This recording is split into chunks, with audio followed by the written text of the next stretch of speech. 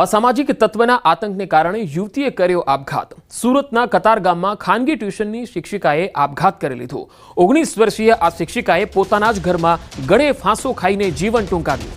યુવતીના આપઘાતને લઈને પાટીદાર અગ્રણી વિજય માંગુકિયાએ મુખ્યમંત્રીને પત્ર લખ્યો છે।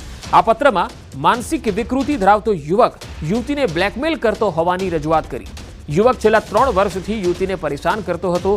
કેટલાક અસામાજિક તત્વો વિદ્યાર્થીઓને વ્યાજના વિષચક્રમાં ફસાવી રહ્યા છે। કેટલીક દીકરીઓને પણ પ્રેમજાળમાં ફસાવવામાં આવતી હોવાનો પત્રમાં ઉલ્લેખ કર્યો। ત્યારે તાત્કાલિક ધોરણે યુવતીના આપઘાત અને અસામાજિક તત્વો વિરુદ્ધ કાર્યવાહી થાય તેવી તેમણે માંગણી કરી। પાટીદાર નેતા અલ્પેશ કથિરિયાએ મૃતકના પરિવારની મુલાકાત લીધી છે, પરિવારને સાંત્વના આપી છે, જે બાદ મૃતક યુવતીનો પરિવાર પોલીસ સ્ટેશને પહોંચ્યો। આવા તત્વો સામે કડક કાર્યવાહીની માંગ કરી।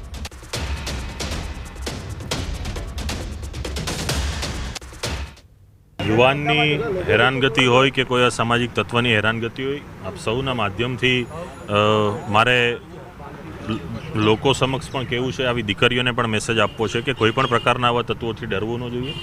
19 વર્ષની આપની જે નાની ઉંમર છે, આપણા કુટુંબને આપની જરૂર હોય છે। સ્વાભાવિક છે કે એનું કોઈ દબાણ હોઈ શકે, કોઈ બ્લેકમેલિંગ હોઈ શકે કે કોઈ પણ વસ્તુ હોય, પરંતુ આવા લુખાઓથી કોઈ પણ ડરવાની જરૂર નથી। અને આવા તત્વોને પાઠ ભણાવવા માટે કાયદો, વ્યવસ્થા, સમાજ, ઘણા બધા આગેવાનો કોઈ પણની પણ આપ મદદ લઈ અને આવા લોકોને ઉજાગર કરવા જોઈએ, ના કે આપણે આત્મહત્યા કરવી જોઈએ। સુરતના કતારગામ વિસ્તારમાં રહેતી અને આ જ પરિવારની એક 19 વર્ષીય દીકરી છે, તેને ગળે ફાંસો ખાઈ આપઘાત કરી લીધો હતો, જેને લઈને પરિવાર શોકમાં ગરકાવ થઈ ચૂક્યું છે। દૃશ્ય સીધા જોઈ શકાય છે કે પરિવારમાં શોકનું મોજું ફરી વળ્યું છે। ખાસ કરીને આ દીકરી છે તે એક ટ્યુશન ક્લાસીસમાં બાળકોને ભણાવતી હતી અને એ જ વિસ્તારના કેટલાક વિદ્યાર્થીઓ હેરાન કરતા હતા, જેને લઈને આ વિદ્યાર્થીની અને કહી શકાય કે શિક્ષિકા દ્વારા આપઘાત કરવામાં આવ્યો છે। જે વ્યક્તિ સમાજના આગેવાન છે તેમને મુખ્યમંત્રીને પત્ર લખ્યો। વિજય માંગુકિયા આપણી સાથે છે, સીધા વાત કરી। બીજુભાઈ, શું ઘટના છે અને કેમ પત્ર લખવો પડ્યો? જી, આ પ્રકારના વિકૃત માનસિકતા ધરાવતા નરાધમો સમગ્ર ગુજરાતની અંદર કાળા કાચની ગાડીઓ રાખી અને વિદ્યાર્થીઓને અને વિદ્યાર્થીનીઓને ટાર્ગેટ કરતા હોય છે, ત્યારે સમગ્ર ગુજરાતમાં આ પ્રકારની ઘટનાઓ વારંવાર બની રહી છે। અને આ જે દીકરી સાથે જે ઘટના બની છે એ ખૂબ દુઃખદાયી છે અને હવે પછી કોઈ દીકરીઓ સાથે આ પ્રકારની ઘટના ન બને એના માટે મુખ્યમંત્રીશ્રીને એટલા માટે પત્ર લખવામાં આવ્યો છે કે તંત્ર જાગૃત થાય અને તંત્ર દ્વારા આ નરાધમો કોર્ટના માધ્યમથી છૂટી જાય છે, વારંવાર કોર્ટના માધ્યમથી છૂટી જાય છે।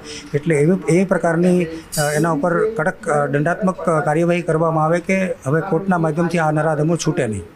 બીજું ભાઈ, સામે આવ્યું છે કે આજે અસામાજિક તત્વો છે વ્યાજ વટાવનો ધંધો કરે છે અને કાળા કાચની ગાડી ભાડે આપવામાં આવે છે, કેમ?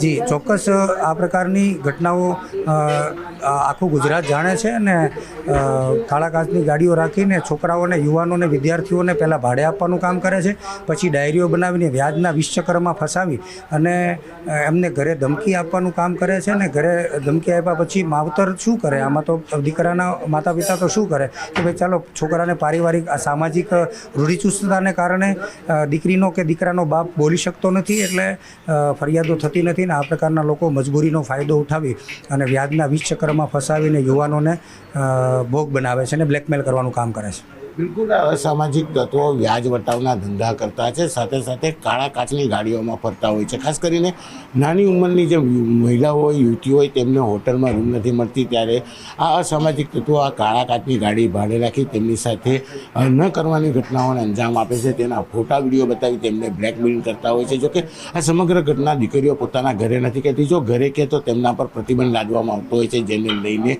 દીકરીઓ પરિવારથી આ મામલો છુપાવતી હોય છે અને આ અસામાજિક તત્વો એટલી હદે બેફામ થઈ તેમને હેરાન કરતા હોય છે કે આખરે આવી યુવતીઓ આપઘાત સુધીનું પગલું ભરતા હોય છે। કહી શકાય કે કતારગામમાં 1 મહિનામાં આ ત્રીજી ઘટના છે, ત્યારે સમાજના અગ્રણીઓ દ્વારા મુખ્યમંત્રીને પત્ર લખી આ મામલે કડક તપાસ થાય અને આ યુવતીને ન્યાય મળે। સાથે સાથે અસામાજિક તત્વો અન્ય કોઈ દીકરી સાથે આવું ના કરે તેને લઈને કડક કાર્યવાહીની માંગ પણ કરવામાં આવી છે।